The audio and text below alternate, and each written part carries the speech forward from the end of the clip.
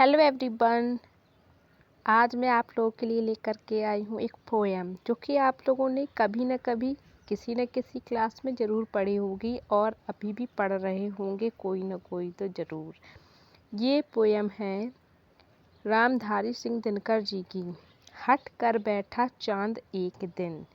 जी हाँ, हट कर बैठा चांद एक दिन। आपको तो याद ही होगा जब चांद एक दिन हट कर लेता है और माता से कहता है क्या। चलिए सुनते हैं। हट कर बैठा चांद एक दिन, माता से यह बोला, सिलवा दो माँ मुझे ऊन का मोटा एक झिंगोला।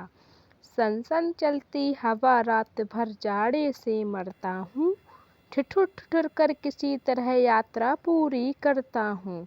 यानी कि हमारे चांद जिनको हम चंदा मामा भी कहते हैं, वो एक दिन हट कर बैठते हैं और मम्मी से अपनी माता से बोलते हैं कि मुझे ठंड लगती है, मुझे मोटा सा एक झिंगोला बना कर के दे दीजिए ताकि मैं जाड़ों में जो हवा चलती है सन सन सन सन और उससे जो मुझे ठिठुरन होती है उससे बच के मैं अपनी आसानी से यात्रा पूरी कर पाऊँ।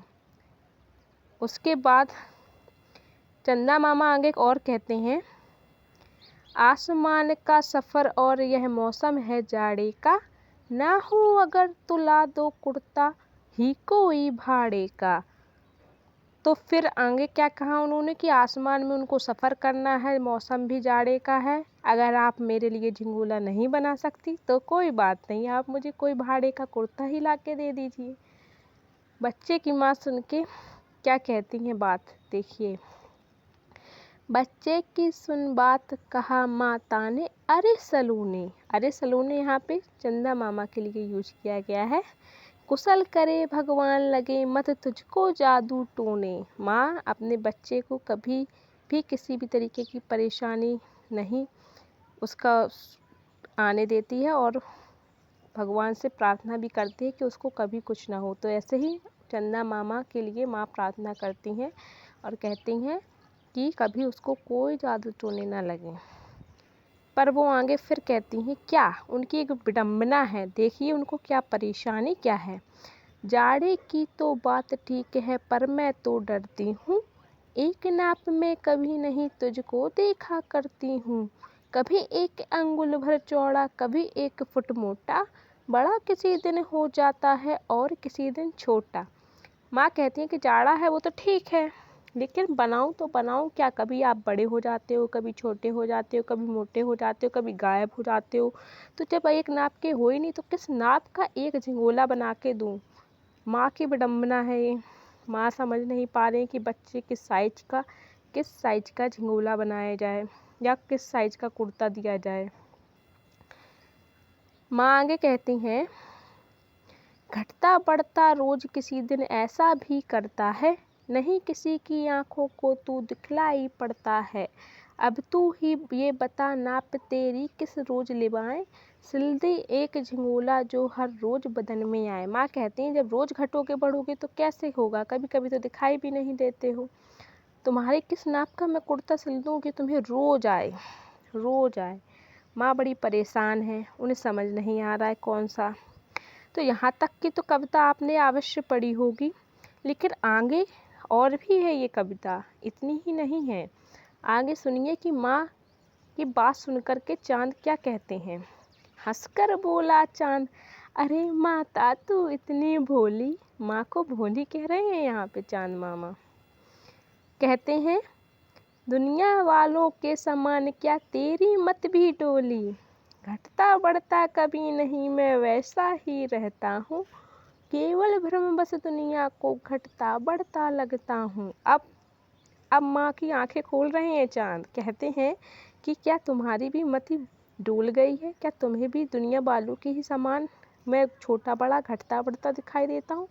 बट ये वास्तविकता नहीं है, क्योंकि ये तो भ्रम है जो दुनिया को लगता है, लेकिन वास्तव में तो ना मैं बढ़ता हूँ ना मैं घटता हूँ। अब चांद आगे क्या कहते हैं सुनिए। आधा हिस्सा सदा उजाला आधा रहता काला, इस रहस्य को समझ न पाता भ्रमवश दुनिया वाला, अपना उजला भाग धरा को क्रमशः दिखलाता हूँ, एकदम दूज तीज से बढ़ता पूनम तक जाता हूँ। यानी कि वो अपने अंदर जो उजाला है जो दिखाई देता है, जो कि उन्होंने अपने उजाले को लेकर के कहा है कि जितना उजला भाग पृथ्वी को दिखाई देता है वो उसी को चांद समझ लेते हैं, और वो जो उजाला धीरे धीरे गायब होता जाता है तो वो समझते हैं कि चांद घट रहा है, और उजाला बढ़ता जाता है तो उनको लगता है चांद बढ़ता जा रहा है, लेकिन ऐसा तो है नहीं। फिर क्या कहते हैं कि वो जब प्रकाशित हिस्सा घटता जाता और फिर बढ़ता जाता, तो क्या कहते हैं, फिर पूनम के बाद प्रकाशित हिस्सा घटता जाता, 15वां दिन आते आते पूर्ण लुप्त हो जाता है। यानी चांद वही है, चांद कहीं नहीं गए हैं, बट जो उनके प्रकाश दिखाई देता है, जो प्रकाशित चांद दिखाई देता है, बस वो प्रकाश जो है वो लुप्त हो जाता है। और आपको, या माता कहते हैं, माता से कहते हैं कि आपको ऐसा लगता है कि मैं गायब हो गया हूँ, लेकिन वास्तव में तो ऐसा है नहीं, मैं तो वही हूँ। दिखलाई मैं भले पढ़ूँ ना, यात्रा हरदम जारी। यानी कि वो अगर नहीं भी दिखाई देते हैं तो भी चलते रहते हैं, चलते रहते हैं। पूनम हो या रात अमावस, चलना ही लाचारी। चाहे पूनम हो, अमावस हो, सर्दी हो, गर्मी हो, बारिश हो, उनको चलना ही चलना है। आगे कहते हैं चांद मामा, चलता रहता आसमान में, नहीं दूसरा घर है। देखिए, माँ से कहते हैं चांद की मेरा कोई दूसरा घर नहीं है। फिक्र नहीं जादू टोने की, सर्दी का बस डर है। उन्हें सर्दी का डर है, उन्हें जादू टोने से बिल्कुल डर नहीं लगता। जैसे कि एक बूढ़ी माँ है जिनको टपका का बहुत डर था, उनको बाघ से भी डर नहीं लगता था, वैसे ही चांद कहते हैं कि इन्हें जादू टोने से डर नहीं लगता, सर्दी से डर लगता है। वो कहते हैं कि जो पूनम के साइज में मुझे जितना देखती हैं आप, उतना ही कुर्ता सिल के दे दीजिए। तो कहते हैं, दे दे पूनम की ही साइज का कुर्ता सिलवा कर, आएगा हर रोज़ बदनमर, इसकी चिंता मत कर। कहते हैं कि चिंता करने की आवश्यकता नहीं, पूनम के साइज का दे दो, मैं काम चला लूँगा, क्योंकि मैं वैसा ही रहता हूँ, ना मैं घटता हूँ ना बढ़ता हूँ। फिर क्या कहते हैं आगे, चंद्रमा अभी और बात कर रहे हैं माता से, कहते हैं, अब तो सर्दी से भी ज़्यादा एक समस्या भारी, जिसने मेरी इतने दिन की इज्जत सभी उतारी। कभी अपोलो मुझको रौंदा लूना कभी सताता, मेरी कंचन सी काया को मिट्टी का बतलाता।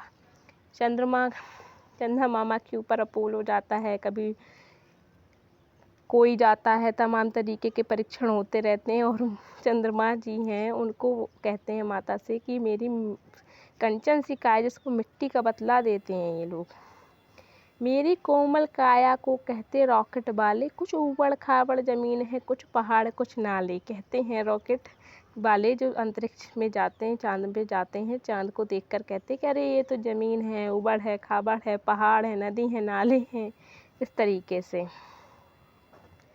चंद्रमुखी सुन कौन करेगी गौरव निज सुषमा पर, खुश होगी कैसे नारी ऐसी भद्दी उपमा पर। मतलब चंद्रमा कहते हैं कि मेरी उपमा दी जाती थी सुंदर नारी के लिए, लेकिन अब नासा वाले, अपोलो, कोई जो भी हैं, वो सब कहते हैं कि चंद्रमा पे तो दाग हैं, धब्बे हैं, खड्डे हैं, ये है वो है। तो फिर अगर चंद्रमा की को जो है किसी नारी की सुंदरता के साथ तुलना की जाएगी तो कैसे होगा, क्योंकि अब तो कोई खुश नहीं होगा, क्योंकि लोगों को ये लोग बोल रहे हैं कि वहाँ पर गड्ढे हैं, नाली हैं, पहाड़ हैं। तो कहते हैं, कौन पसंद करेगा ऐसे गड्ढे और नालों को, किसकी नज़र लगेगी अब चंदा से मुख वाले को। चंद्रयान भेजा अमेरिका ने भेद और कुछ हरने, रही सही जो पोल बची थी उसे उजागर करने। देखिए चंदा मामा हमारे कितना परेशान हो जाते हैं जब यहाँ से कुछ जाता है तो। एक सुहाना भ्रम दुनिया का क्या अब मिट जाएगा, नन्ना मुन्ना क्या चंदा की लोरी सुन पाएगा। अब तो तू ही बतला दे माँ कैसे लाज बचाऊं, ओढ़ अंधेरे की चादर क्या सागर में छिप जाऊं। तो ये पोयम कहती है रामधारी सिंह दिनकर जी के द्वारा लिखी हुई कि अब क्या नन्ना मुन्ना कभी चंदा की लोरी सुन पाएगा। तो ये पूरी शिकायत की है चंद्रमा जी ने अपने मम्मी से।